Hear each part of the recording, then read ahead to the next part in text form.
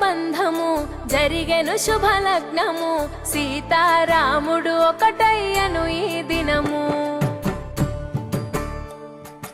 7 అడుగుల పయనము ఒకరికొకరు సొంతము కలిసి మెలిసి సాగను ఈ జీవితము